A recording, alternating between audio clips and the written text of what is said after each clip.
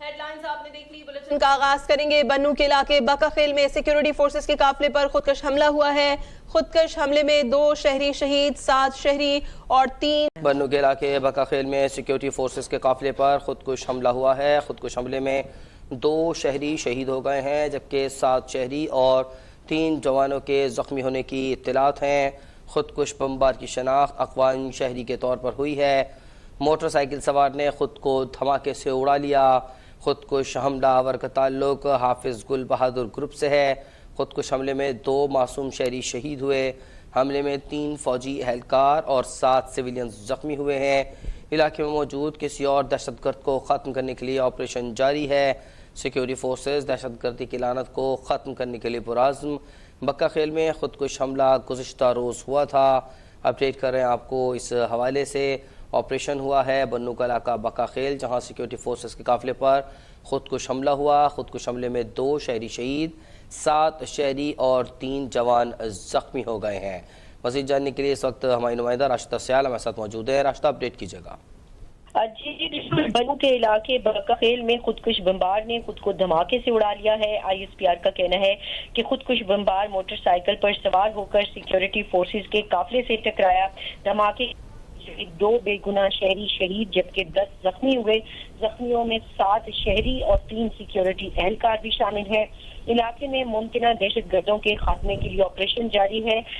ये जो खुदकुश बमबार है इसका ताल्लुक हाफिज गुल बहादुर ग्रुप, जबकि बाद अज़ां इसकी शनाख्त अफगान शहरी के तौर पर हुई थी। ये मैं आपको बता दूं कि साल 2022 से 23 तक ये 16वां ऐसा हमला है जिसमें अफगान शहरी खुदकुश बमबार के तौर पर मुलविस निकला है। ताम ISPR का कहना है कि इलाके में मुमकिना दहशतगर्दों के खात्मे के लिए ऑपरेशन जारी है।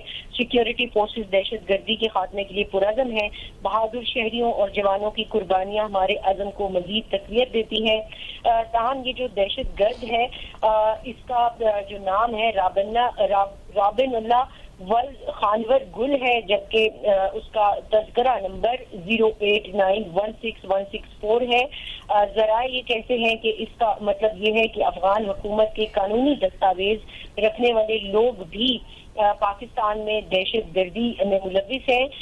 ये अफगानिस्तान का जो शनाख्ती कार्ड और वो रखने वाला शहरी है ये पाकिस्तान में दाखिल हुआ। और सवाल ये उठता है कि अफगान हुकूमत ने TTP के खारिज और दहशतगर्द को ये कानूनी दस्तावेजात क्यों फराहम की?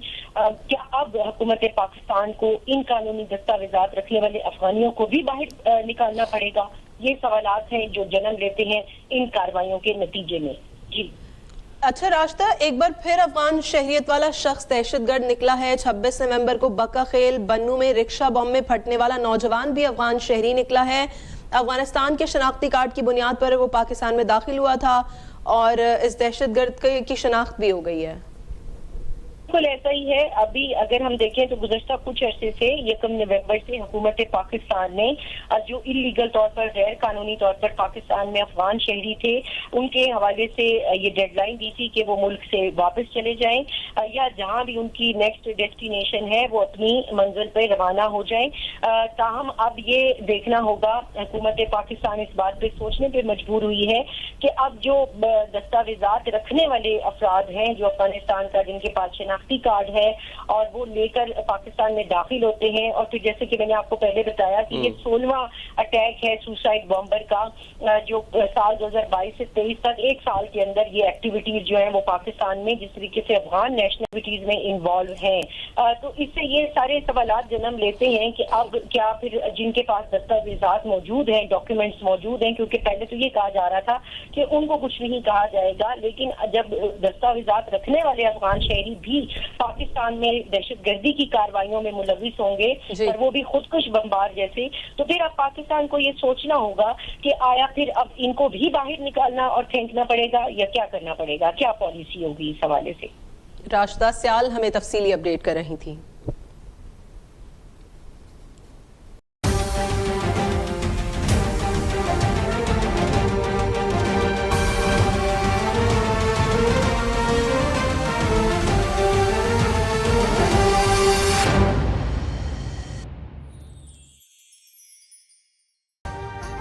अभी सब्सक्राइब करें ताकि कोई खबर रह न जाए।